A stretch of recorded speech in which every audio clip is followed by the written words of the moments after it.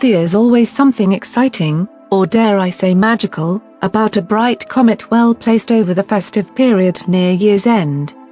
In 2014, we had Comet Lovejoy, which was a nice binocular object around Christmas.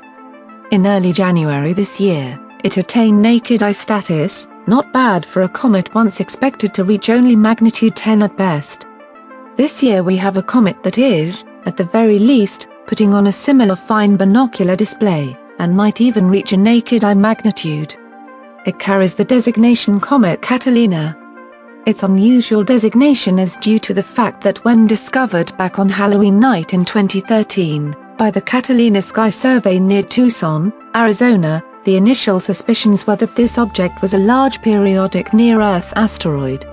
Some confusion was added when a pre-discovery observation was wrongly linked to the comet, but once astronomers rectified this, the Minor Planet Center finally announced that the object was cometary in nature. At discovery, the comet was 8.30 astronomical units from the Sun and 7.66 astronomical units from Earth. An astronomical unit is the average distance between Earth and the Sun.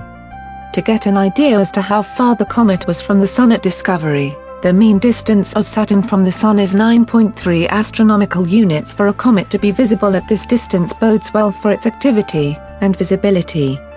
Once scientists calculated an accurate orbit, it became apparent that Comet Catalina was a dynamically new comet, fresh from the Oort cloud that stretches more than 1 light-year from the Sun.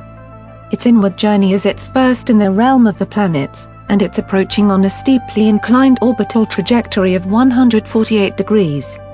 The problem associated with some comets of this type is that they tend to show early brightening trends at large distances because their pristine ice-covered nuclei react strongly to its first feel of solar radiation.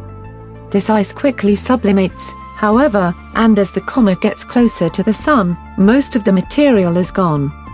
What's left is a dark crusty nucleus with little in the way of original potential left to give.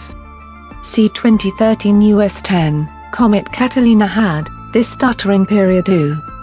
In June of this year, the comet was 2 magnitudes behind prediction, at magnitude 16, but thankfully, a couple of weeks later, it returned to the 12th magnitude brightness that observers expected. The comet appears in current images as greenish-teal in color with a faint ion tail and stubby dust tail. Latest spectral readings of the comet show a high level of diatomic carbon, C2, being released. The active jets on the nucleus are releasing this C2 and also cyanogen, a poisonous gas, which are both colorless. When they encounter the ultraviolet light in sunlight in the near vacuum of space, however, they fluoresce green. The comet has now crossed the orbit of Mars and the imaginary frost line situated at around 3 astronomical units from the Sun. This is the point where water begins to sublimate. The comet is now beginning to fully awake from its deep frozen slumber.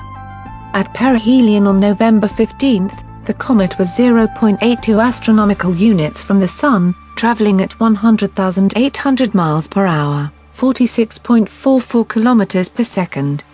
It will then lie 14.2 degrees from the Sun. 11 days later, the comet crossed the celestial equator, making it visible to Northern Hemisphere viewers.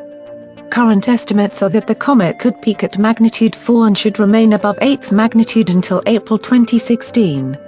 After perihelion, the comet will continue to follow its hyperbolic ejection trajectory out of the solar system, and never to return again.